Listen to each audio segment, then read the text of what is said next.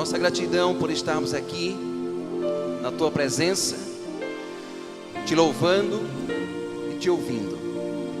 Nos receba como Teus filhos nesse instante. Nos faz ouvir a Tua voz através da Bíblia, em nome de Jesus. Amém.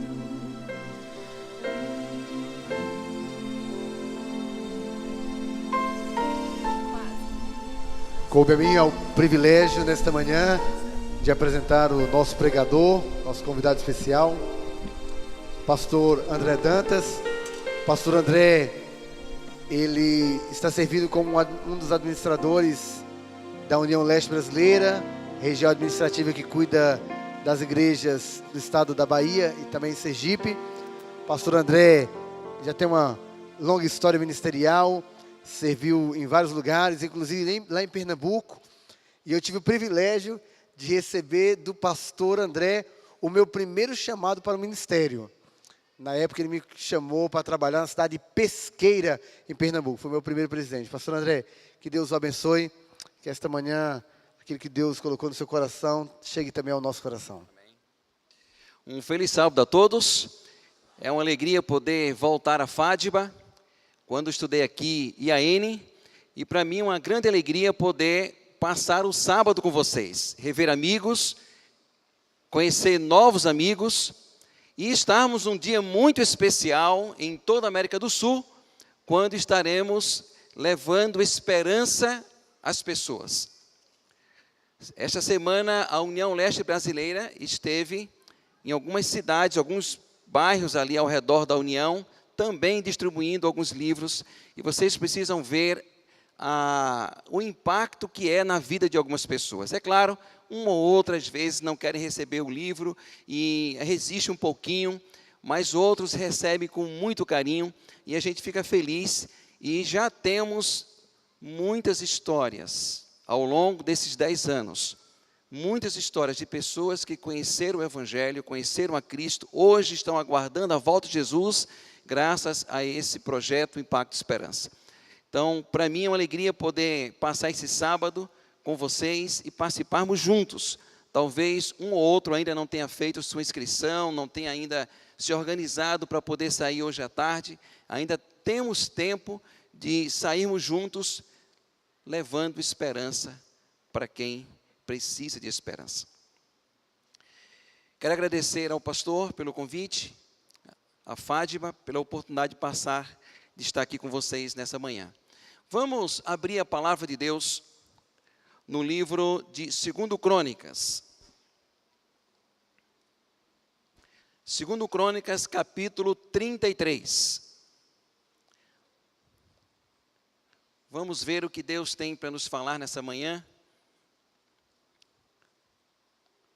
Buscando a sua palavra em 2 Crônicas, capítulo 33.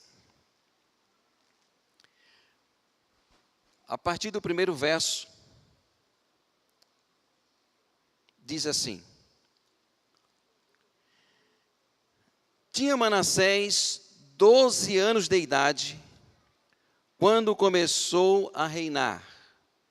E a Bíblia menciona quanto tempo ele reinou. Quanto tempo foi? 55 anos. Irmãos, 55 anos é uma vida. O bebê que nasceu no ano em que Manassés assumiu o trono, quando Manassés morreu, essa criança já estava com 55 anos.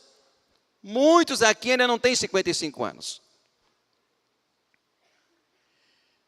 Em nosso país, quando uma pessoa assume o poder de governar, devido ao nosso sistema de governo aqui no Brasil, ele fica 4 anos do seu mandato e, se for reeleito, por mais 4 anos, e ali encerra. Aqui no sistema monárquico, enquanto o rei vivesse. Se o rei for um bom rei, maravilha. Em nossos dias, se um governante não for bom, vem o impeachment. Você consegue até com que ele saia antes de concluir o seu mandato. Aqui você tinha que aguentar o tempo todo. Se fosse um bom rei, ótimo. Se fosse um mau rei, tinha que suportar. Agora imagine aguentar Manassés 55 anos, não 8 anos, 55. A pergunta é, Manassés foi um bom rei ou um mau rei? E o verso 2 dá a resposta logo de primeira. O verso 2 diz assim: fez o que era mal perante o Senhor. Irmãos, quando a Bíblia diz aqui, fez o que era mal perante o Senhor, em alguns momentos, possa parecer algo simples, porque não queria orar, não queria ler a Bíblia. Mas, se nós fizéssemos aqui uma comparação dos piores reis que Jerusalém teve, com certeza Manassés ganharia em disparada. A Bíblia diz que ele foi um mau rei. A Bíblia, com essas palavras, está querendo dizer o seguinte: ele foi um péssimo rei. Talvez o pior rei que o povo de Deus já teve. Se você continuar lendo esse capítulo, você vai encontrar uma referência que no reinado de Manassés, o povo chegou a cometer erros espiritualmente foram piores do que os pagãos. O que esse homem fez de tão ruim? O que esse homem fez de tão mal? Nós encontramos algumas referências bíblicas sobre ele. Continuando a leitura, mantenham sempre a Bíblia aberta nesse capítulo. Continuando a leitura, nós vamos encontrar aqui no verso 3, diz assim: pois tornou a edificar os altos que Ezequias, seu pai, havia derribado. Manassés não era um homem inocente, irmãos. Ele sabia o que estava fazendo. Ele já tinha o testemunho de seu pai contra esses postes ídolos. Ele era consciente do que estava fazendo. E aqui no verso 4 diz assim: edificou altares na casa do Senhor. Agora imagine, Manassés, rei do povo de Deus. Eu não estou me referindo aqui a uma nação pagã. Eu não estou me referindo aqui a um rei pagão em seus dias. Eu estou me referindo a alguém que conhecia a palavra de Deus, que sabia o que estava fazendo. Agora imagine esse homem dando ordens para que nas ruas de Jerusalém fosse colocado ídolos falsos, nas praças. E ele não se contentando e pedindo para colocar também ali onde está o templo de Deus, o santuário, um lugar santo que Deus disse assim: olha, vocês vão me fazer santuário para que eu possa habitar no meio de vocês. Aí vem Manassés e coloca deuses falsos também ali. Imagine Manassés agora dando ordens para que as pessoas reverenciassem esses postes ídolos. Eu acredito que o verso que fala mais negativo de Manassés é o verso 6 desse capítulo. Se você der uma olhadinha no verso 6, você vai encontrar algumas referências do que ele foi capaz de fazer como rei de Jerusalém. Verso 6 diz assim: queimou seus filhos como oferta. Olha a capacidade que ele teve de pegar seus próprios filhos e sacrificar a deuses falsos. Diz aqui a Bíblia que ele também adivinhava pelas nuvens. Era agoureiro, praticava feitiçarias. Em algumas versões, talvez na sua Bíblia, diga assim, bruxarias. Volto a repetir. Não estamos falando aqui de um rei do Antigo Egito, nem na Antiga Babilônia. Estamos falando aqui do rei de Jerusalém. Continuando a leitura do verso 6, diz aqui que ele tratava com necromantes. Quando ele tinha que tomar uma decisão como rei, ele procurava alguém que supostamente tinha se comunicado com alguém morta para dizer para ele o que fazer como rei. Esse era Manassés, rei de Jerusalém. Nós encontramos também mais referências sobre ele, dizendo o seguinte: a Bíblia aqui até menciona por que ele fazia isso. Porque Manassés, irmãos, era, quando pequenininho, era uma criança que ia para a igreja, assistia ali a programação na escola sabatina, participava ali na divisão infantil, na classe juvenis, dos primários. Ele sabia o que Deus tinha orientado para o seu povo. Ele conhecia muito bem, por exemplo, Deuteronômio 18. Vamos dar uma olhadinha lá? Mantenham a Bíblia aberta ainda nesse capítulo, mas apenas para vocês entenderem que ele conhecia as Escrituras.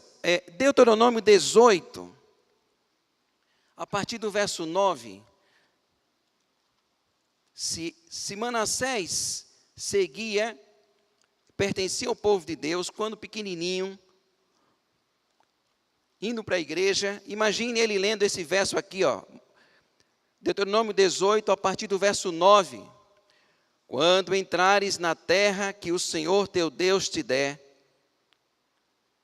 não aprenderás a fazer conforme as abominações daqueles povos.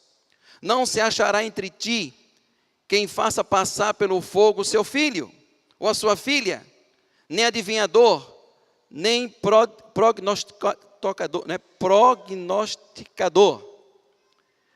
nem agoreiro, nem feiticeiros, nem encantador, nem necromantes, nem mágicos, nem quem consulte os mortos. Será que Manassés tinha lido esse texto quando tomou todas as decisões na vida dele? Ele sabia o que estava fazendo, irmãos.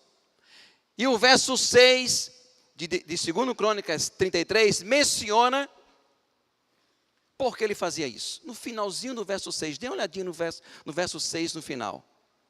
Diz que ele fazia isso não porque acreditava, não porque ele confiava nos necromantes, não porque ele confiava nos feiticeiros. Porque ele fazia isso, irmãos? O que é que diz o verso 6 na sua Bíblia? Hein? Qual a razão? Queria provocar a ira em Deus. Manassés queria reinar em Jerusalém sozinho. Não queria interferências de deuses. Não queria interferência de Deus. Não queria interferência do que deveria fazer. Ele se sentia rei de Jerusalém. Ele que tinha que governar. Não precisaria de conselheiros. Não precisaria de orientadores. Não precisaria de profetas. O que ele queria era dizer: eu sou rei aqui e aqui sou eu que mando. Não me venham trazer conselhos. Não me venham trazer orientações. Vocês profetas. Aqui quem manda sou eu. E como eu sei que Deus, como aconteceu com outros reis, tentou enviar profetas, eu vou tirar Deus aqui da cidade. E a única forma que ele encontrou foi colocando todos esses deuses falsos e convocando o povo para adorar deuses falsos, como se fosse o seguinte: Senhor, o Senhor está fora de Jerusalém, fique fora de Jerusalém, não fique aqui conosco.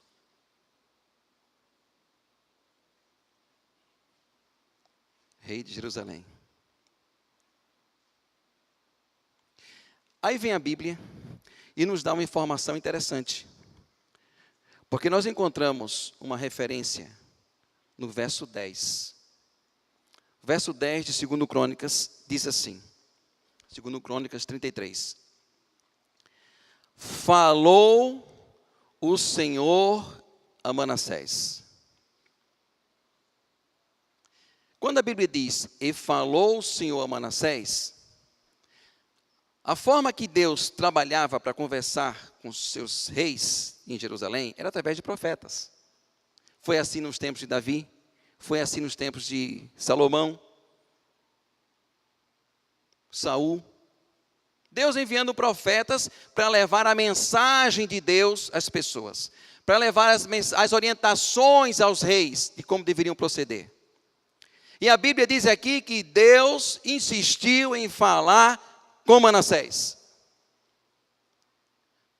Essa mesma história contada em 2 Reis, fala em profetas. Profetas falando ao povo, falando ao rei.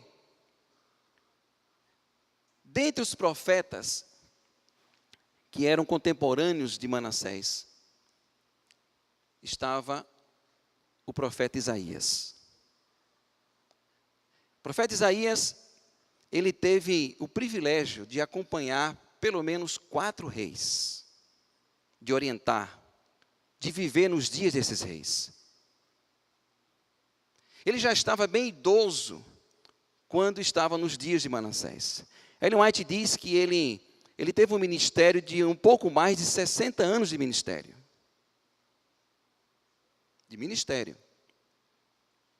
E ele já estava idoso nos dias de Manassés. Ellen White diz que, na verdade, a Bíblia aqui fala assim, verso 10. Falou o Senhor a Manassés e ao seu povo, porém, o que é que diz aí? Não lhe deram ouvidos. Ou seja, não aceitaram a mensagem. Irmãos, existe um consenso teológico baseado em alguns textos que nós encontramos, inclusive o Espírito de Profecia, quando menciona a morte de Isaías, dizendo que ele foi uma das primeiras pessoas que Manassés mandou executar. Ellen White, logo em seguida, menciona Hebreus 11. Hebreus 11 fala que os profetas de Deus morreram de várias maneiras, e uma das formas foi cerrado ao meio. Existe, assim, um consenso teológico de que há uma grande probabilidade de que exatamente Isaías foi um dos profetas que morreu cerrado ao meio. E a gente fica pensando o seguinte, sendo assim, eu fico imaginando a cena. O idoso Isaías esperando o momento para falar com Manassés. Do outro lado, Manassés como se fosse um Deus, né? Atendendo as pessoas, assim como a prefeitura, né? Para reivindicar alguma coisa, vinha uma pessoa pedir ao rei uma coisa, pedir ao rei outra coisa. E eu fico imaginando aquela fila de pessoas para poder ser atendida pelo rei.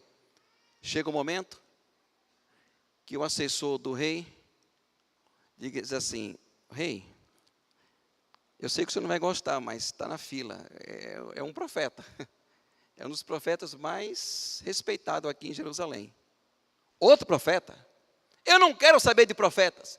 Eu não quero saber desses conselhos. Eu não quero saber dessas orientações. Eles sabem que quando chegam aqui, qual é o fim deles. Eu não quero recebê-los. Mas o Senhor é rei, ele está na fila, tem o direito. Olha, vocês já sabem o que vão fazer. Eu vou atender rapidamente, mas vocês já sabem o que vai fazer. Eu fico imaginando o momento em que o profeta Isaías se aproxima do rei Manassés. Aqueles passos cansados. A sua voz trêmula, olhando para o rei, já com seus olhos vermelhos de raiva, e diga, o que é que você quer? Deus pediu para te avisar que Ele ama você, que Ele quer salvá-lo e quer salvar a humanidade aqui, quer salvar o seu povo. E tudo que o Senhor está fazendo está errado. Terminou? Sim.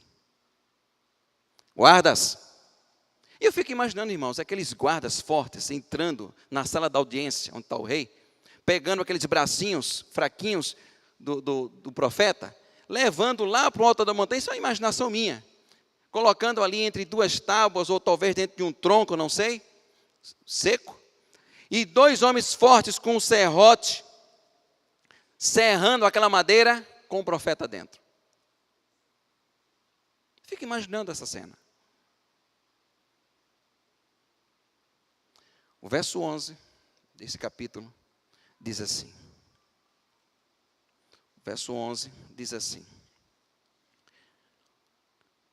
Pelo que o Senhor trouxe sobre eles os príncipes do exército do rei da Síria, os quais prenderam Manassés com ganchos, amarraram-no com cadeia e o levaram para onde?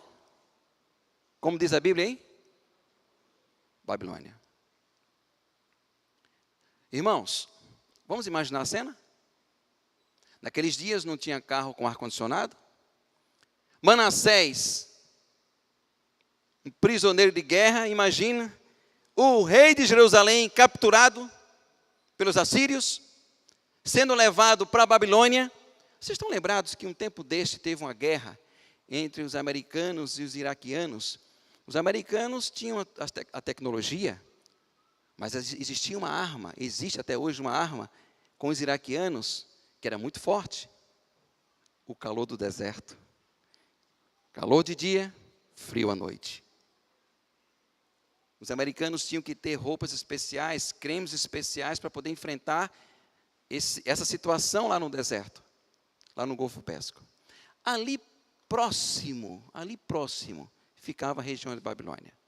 Então fica imaginando, um prisioneiro de guerra naqueles dias, amarrado, acorrentado aos pés, uma corrente ligada até seus punhos. Não sei como fala gancho aí, não sei se seria isso, talvez alguma coisa presa no seu nariz.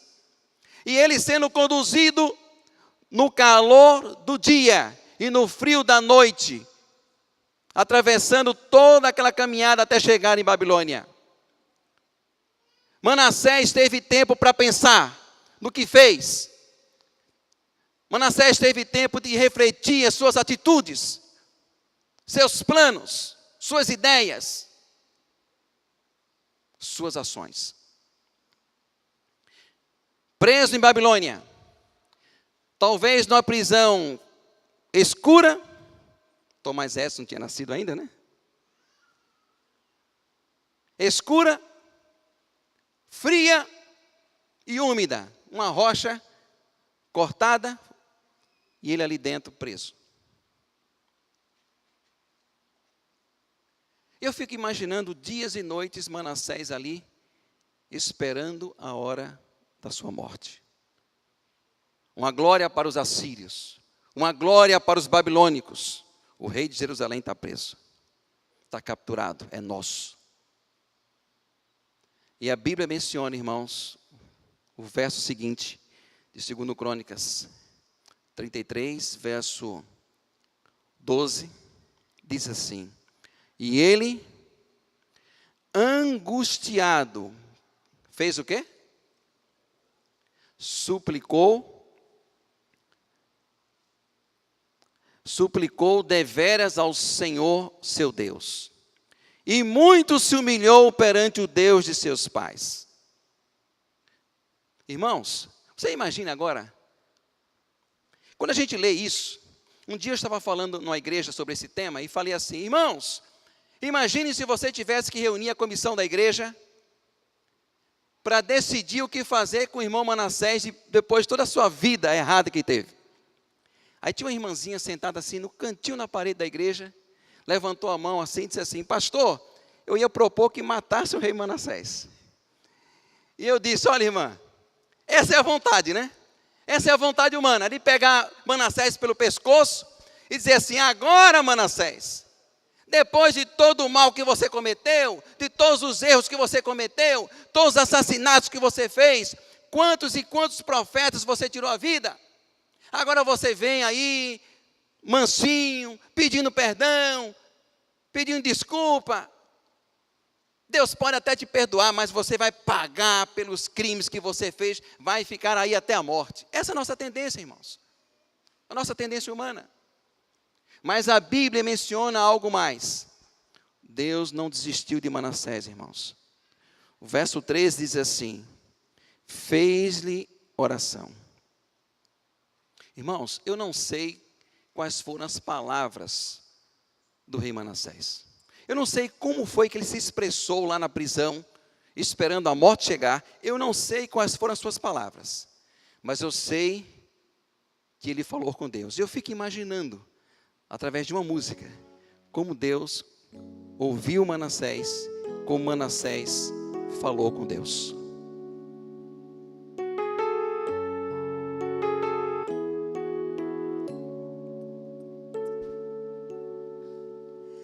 Ouve, Senhor,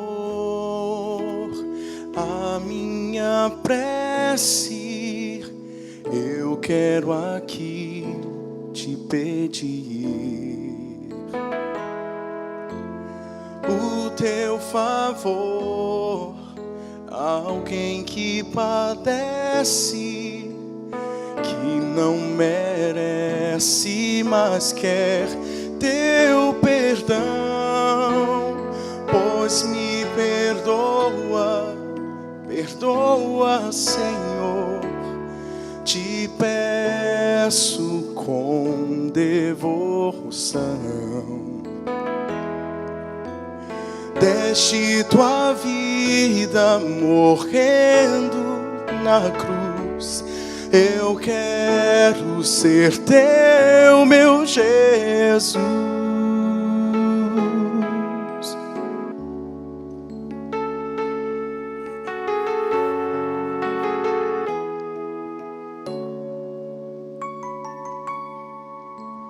Quantas vezes eu te deixei, não querendo te encontrar. Quantas vezes eu te magoei, sem pensar.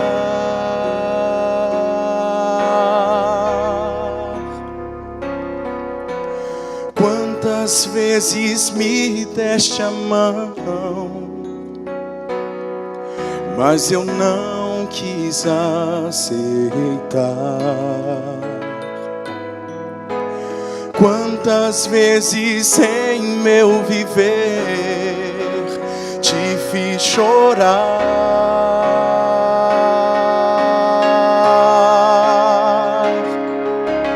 pois me perdoa, perdoa, Senhor, te peço com devoção.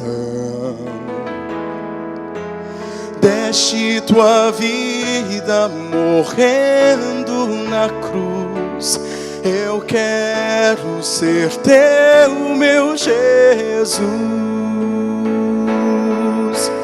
pois me perdoa, perdoa, Senhor, te peço com devoção. Deste tua vida morrendo na cruz, eu quero ser teu, meu Jesus.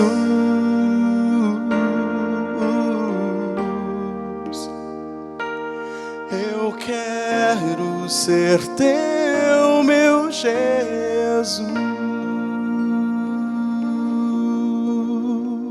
Amém.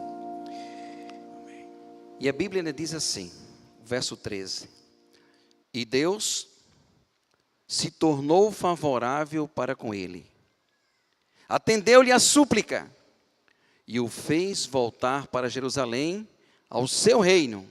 Então reconheceu Manassés que o Senhor era Deus. Amém, irmãos? Nós encontramos no restante dos textos, a Bíblia menciona Manassés chegando em Jerusalém e mandando tirar todos os deuses falsos. Convocou o povo para santificar-se. Pediu o povo que agora adorasse o verdadeiro Deus, porque ele reconheceu que o Senhor era Deus. Deus foi favorável à sua oração. Deus ouviu a sua oração. E Manassés se tornou um servo de Deus. É bem verdade que o que ele fez no passado trouxe consequências para o futuro. Mas Manassés aceitou a Deus como seu Salvador. Manassés foi resgatado. Mas para concluirmos aqui e entendermos o final da história de Manassés, nós precisamos ir para o Novo Testamento em um texto.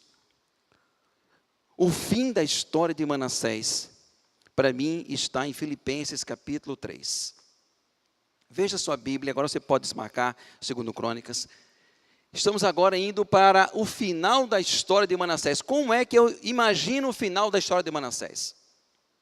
Filipenses capítulo 3, verso 20, diz assim: pois a nossa pátria está em que lugar? Que lugar, irmãos? No céu, de onde também aguardamos o Salvador, o Senhor Jesus Cristo. Um dia eu estava conversando com um grupo de jovens, e eu perguntei para alguns deles de onde eles eram. Isso é uma pergunta muito simples. Pablo, se eu chegar para você agora e perguntar, de onde você é, Pablo? O que é que você vai me dizer? De Capoeiro Sul. Capoeiro Sul. Me engana que eu gosto, viu? A nossa é uma pergunta simples. E eu perguntei para aqueles jovens, de onde você é? Cada um foi dizendo. Aí uma jovem olhou para mim e disse assim, pastor, na verdade eu sou do céu. Provisoriamente eu nasci, aí disse o lugar. Ela estava certa ou errada, irmãos? Certa. Aqui diz que a nossa pátria é no céu, irmãos. E é de lá que daqui a alguns dias, quando eu e você estivermos olhando para o céu, vamos ver algo diferente, irmãos. Como se fosse uma nuvem diferente de todas as outras, que vai aumentando de tamanho. E que ao centro virá o nosso Senhor Jesus Cristo em glória e majestade. A Bíblia menciona, irmãos, que quando Jesus voltar, o nosso corpo corruptível vai se transformar num corpo incorruptível. Seremos transformados, receberemos vestiduras lindas para entrar no céu, coroa da vida eterna. A Bíblia diz que todos os salvos vão se reunir com Cristo e subir para a Nova Jerusalém. A Bíblia menciona que aquelas pessoas que nós amamos, que não estão mais conosco aqui, mas que aceitaram a Cristo como Salvador, serão ressuscitados. E juntos iremos encontrar com Jesus nos ares. Amém por isso, irmãos. Nós como adventistas, nós como povo da esperança, precisamos ter alegria com essa mensagem. As pessoas que nos enxergam na faculdade, nos corredores da igreja, nos corredores do refeitório, em qualquer lugar, nas ruas, eles precisam enxergar nos meus olhos e nos seus olhos que você e eu cremos na volta de Jesus. Essa é a esperança que Deus trouxe para mim e para você. E eu fico imaginando, irmãos, no momento em que todos os salvos estarão perante a Nova Jerusalém, cidade construída pelas próprias mãos de Deus, cidade que a própria claridade, a própria luz será a luz da presença de Deus. Uma cidade tão linda que os escritores da Bíblia disseram, olha, não tem como descrever, porque os nossos olhos não veem aqui o que tem lá, nem os nossos ouvidos conseguem ouvir o que tem lá. É uma coisa linda, é uma casa que foi preparada para mim, para você e para todos os salvos. Eu fico imaginando o momento em que Jesus está à frente e todos os salvos, eu e vocês, cantando, levantai, ó portas, vossas cabeças, levantai, ó portais eternos, para que entre o Rei da Glória.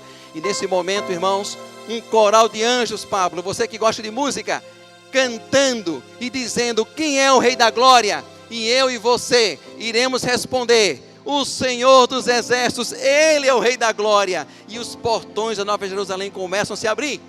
E eu e você iremos entrar lá, irmãos. Iremos olhar as ruas, as praças, a cidade que Deus criou para os seus filhos. E eu fico imaginando os salvos andando pelas ruas da Nova Jerusalém. Ellen White diz que teremos surpresas quando chegarmos no céu. Pessoas que a gente fez o contato com ela e foi embora. E a gente vai reencontrá-la no céu. E eu fico imaginando um reencontro. Fruto da minha imaginação, um reencontro. Eu fico imaginando, irmãos, o profeta Isaías andando pelas ruas da Nova Jerusalém.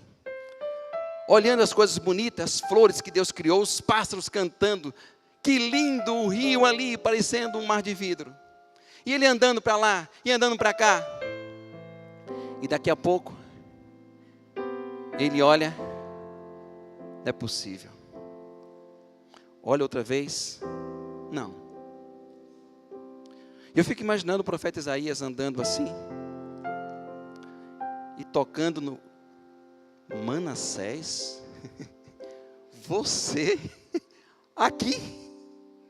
Eu imagino, irmãos, Manassés abrindo os braços, abraçando Isaías e dizendo assim: meu querido amigo Isaías, que maravilha poder reencontrar você, meu amigo.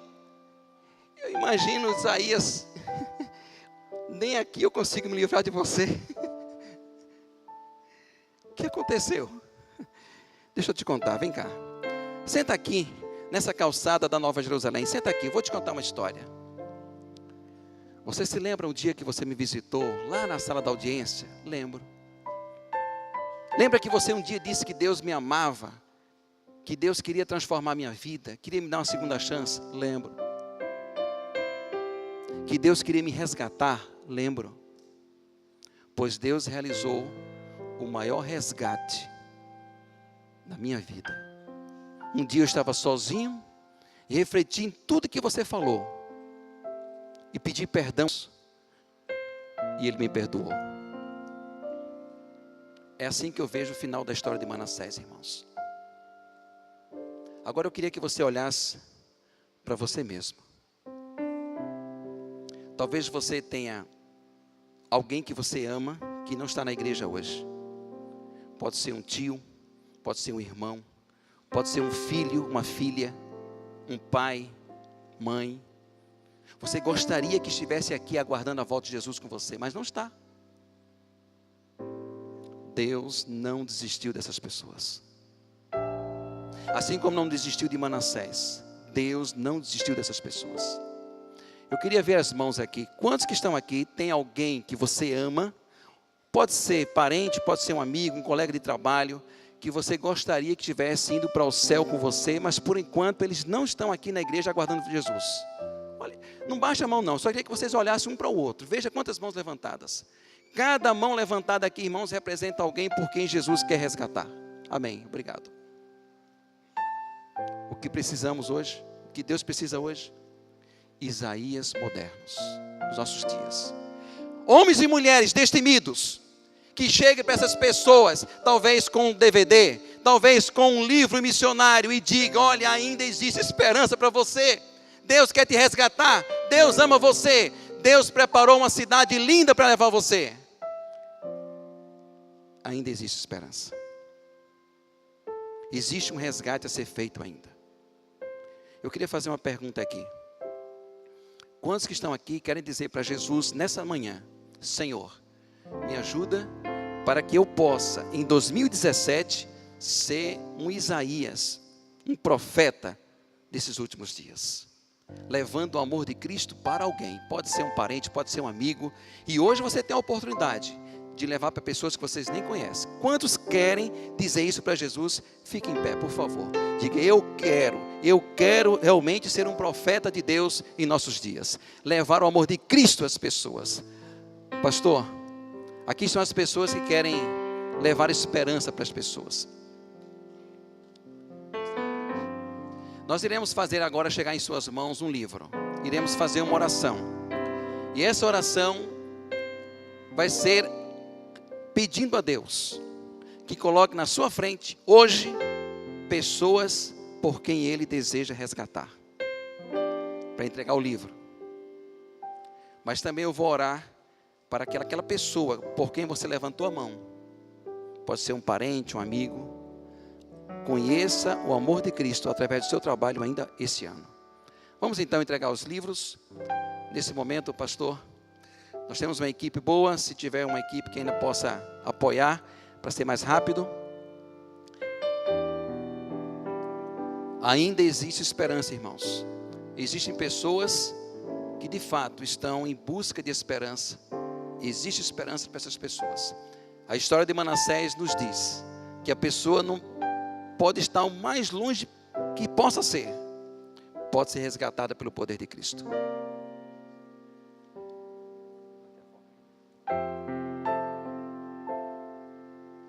Todos receberam. Quem não recebeu o livro, levanta a mão para que o livro chegue até você. Ok? Temos um grupo aqui na frente ainda que não recebeu livros. Esses livros serão entregues agora. Nós iremos tirar uma foto, como se fosse uma foto oficial, dizendo: olha, aqui está o grupo de profetas que vão levar a mensagem do Senhor a 10 cidades nessa manhã. E depois você devolve o livro e à tarde você receberá para fazer o trabalho de Deus. Alguém mais está precisando receber? Não recebeu ainda? Vamos tirar a foto então?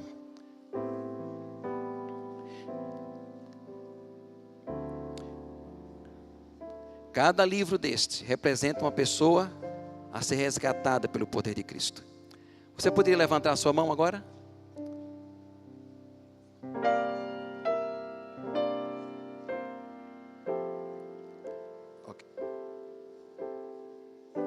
Ok. Eu irei fazer uma oração. Mas antes da oração, vamos ter uma foto.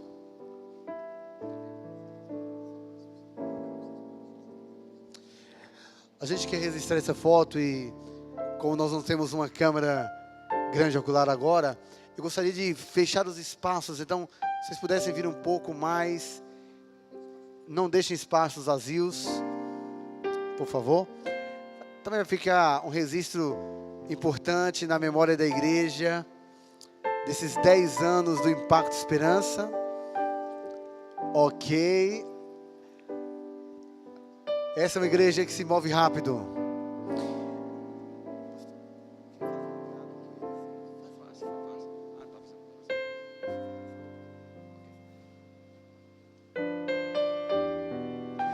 Nós primeiro iremos falar com Deus. Mas mantenha o livro do jeito que está. Nós iremos apresentar ao Senhor o livro que está em nossas mãos. Este livro representa dois grupos de pessoas. O primeiro, a quem você vai entregar o livro hoje. O segundo, as pessoas que você ama, que vai buscá-los ainda este ano. Pode ser um amigo, um parente, um vizinho, certo? Vamos falar com Deus? Querido Pai, muito obrigado porque a Tua palavra nos mostrou nessa manhã que há esperança,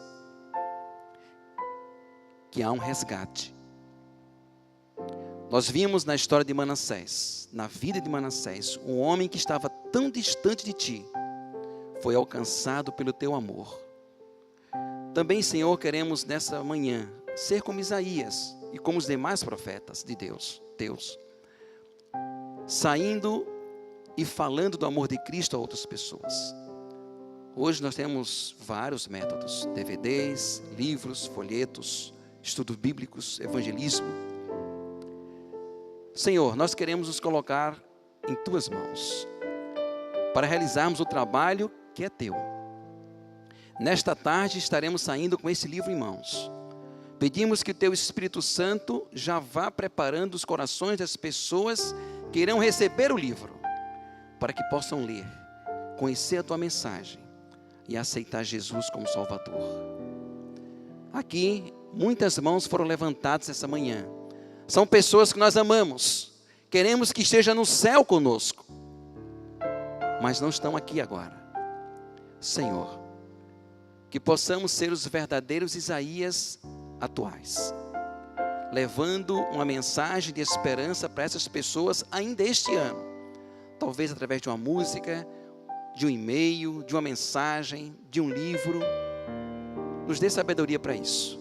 Nos colocamos em Tuas mãos e agradecemos. Em nome de Jesus.